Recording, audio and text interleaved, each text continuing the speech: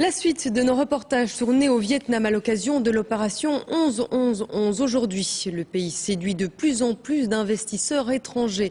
Mais le passage à une économie plus ouverte ne se fait pas sans heurts pour les travailleurs, dont les droits sont très souvent bafoués. Oxfam Solidarité apporte son soutien au seul syndicat du pays. C'est le dossier de la rédaction. Il est signé Jean-François Vocard et Nathalie Massard. Elle est loin l'époque d'un Vietnam pauvre et sous-développé. Comme Wong et son mari, des millions de travailleurs ont permis à ce petit pays asiatique de retrouver en 2 décennies une santé économique éclatante. Chaque matin, ils rejoignent le flot de vélos et motos en route vers les usines de la région. Wong est couturière dans une ancienne entreprise d'État reconvertie en coopérative modèle. De 7 à 17 heures, elle répète les mêmes gestes, mais semble satisfaite. Je fais ce travail depuis 10 ans. C'est pas très intéressant, mais ça va. Les vêtements cousus par Wong, on les trouve dans des boutiques en Belgique, mais aussi dans toute l'Europe et aux États-Unis. Clé du boom vietnamien, la présence d'investisseurs étrangers de plus en plus nombreux, séduits par cette main-d'œuvre abondante et bon marché. Au fur et à mesure, par exemple, que la Chine fait monter ses salaires en se développant, les Vietnam attirent des entreprises parce que les salaires aujourd'hui sont plus bas au Vietnam qu'en Chine.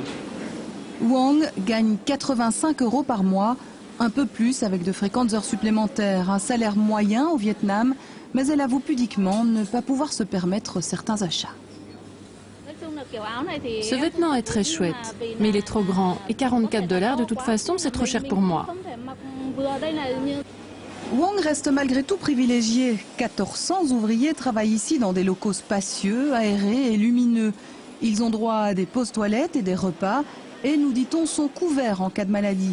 Des règles très strictes censées être appliquées partout dans un pays toujours mené d'une main de fer par le Parti communiste. On joue beaucoup avec la loi. Il y a des règles plus strictes pour les investisseurs étrangers que pour les entreprises vietnamiennes. Mais alors ce que font certains investisseurs étrangers, c'est se mettre sous droit vietnamien, prendre des managers vietnamiens et comme ça, ils ne sont pas soumis aux règles sur l'investissement direct étranger. C'est le cas de l'employeur taïwanais des jeunes filles cloîtrées dans cette cité dortoir que nous avons pu filmer sous surveillance d'un agent officiel. Pas question de filmer dans l'entreprise à 2 pas de là où 8 heures par jour, 6 jours sur 7, elle colle des semelles de chaussures.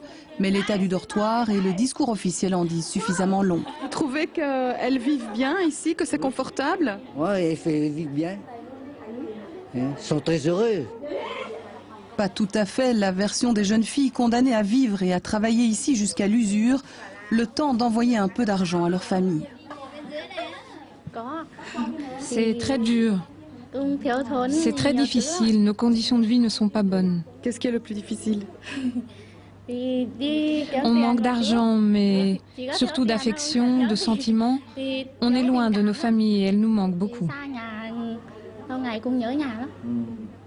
Près de 1800 femmes vivent ici dans des conditions proches d'un camp de travail. Une douche pour 180 ouvrières, 12 personnes par chambre. Un spectacle hallucinant pour les Européens que nous sommes. Elles cuisinent à même le sol, entre les lits, mais doivent payer leur électricité. Hors caméra, elles se confient sur leur quotidien. Un travail abrutissant dans les odeurs de colle, 2 permissions toilettes par jour, interdiction de quitter leur poste en cas d'accident de travail, retrait de salaire en cas de maladie, harcèlement pour travailler plus vite. Appuyé par Oxfam, l'unique syndicat vietnamien commence à prendre conscience de la situation. Il est temps, dans une économie en pleine mutation, les ouvriers peu conscients de leurs droits restent vulnérables et surtout mal défendus.